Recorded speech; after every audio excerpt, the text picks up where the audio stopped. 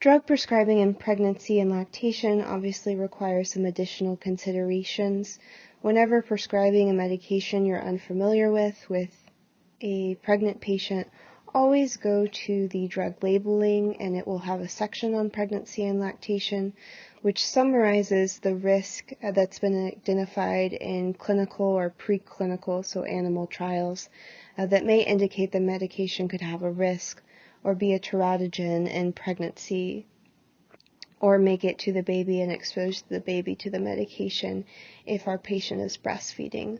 So always go and use your resources like LexiComp, or go to the drug label before prescribing a medication to a pregnant patient.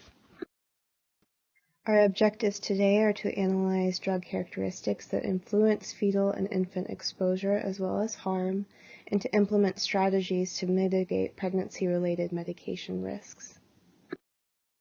Congenital malformations occur in around 3 to 6% of live births. Out of these, less than 1% are caused by medication exposure, but there are still some important considerations to take into account to prevent any of these events from happening.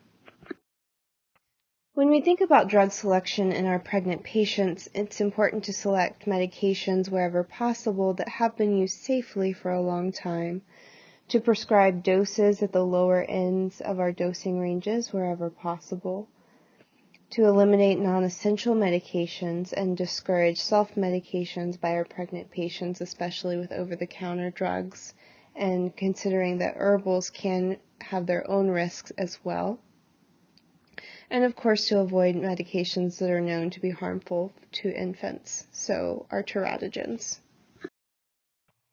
Outcomes of fetal exposure to toxic medications has a different effect depending on where our patient is in their pregnancy.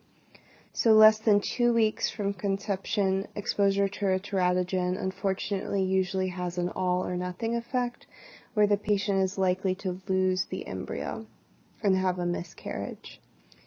At 18 to 60 days after conception, this is where the fetus is undergoing organogenesis, so is creating all the organs that are going to be there later in life.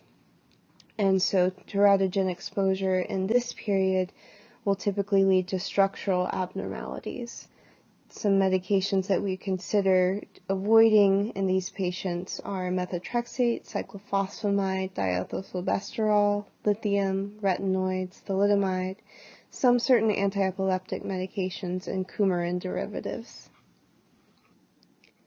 At 60 days and greater, we see adverse events such as growth retardation, central nervous system, or other abnormalities, and death is still a consequence of teratogen exposure at 60 days and greater. Medications to consider avoiding in our second and third trimesters are NSAIDs and tetracyclines. So moving from our pregnant patients into our lactating patients, things to consider when thinking about if a medication will make it into breast milk are molecular factors like high molecular weights, lower lipid solubility, higher protein binding, and a short half-life. All of these qualities of a medication are indications that it will stay in the mother's plasma and not make it into the breast milk. So a larger molecule is obviously going to have a harder time crossing the placenta, so that's why high molecular weights are less likely to make it to the baby. Lower lipid solubility makes it harder for the drug to cross membranes. Higher protein binding is going to mean the drug is more highly albumin bound and going to stay in the mother's blood. And a short half-life of the medication just means that the exposure overall will be less, and therefore the fetus is less likely to get exposed to the medication.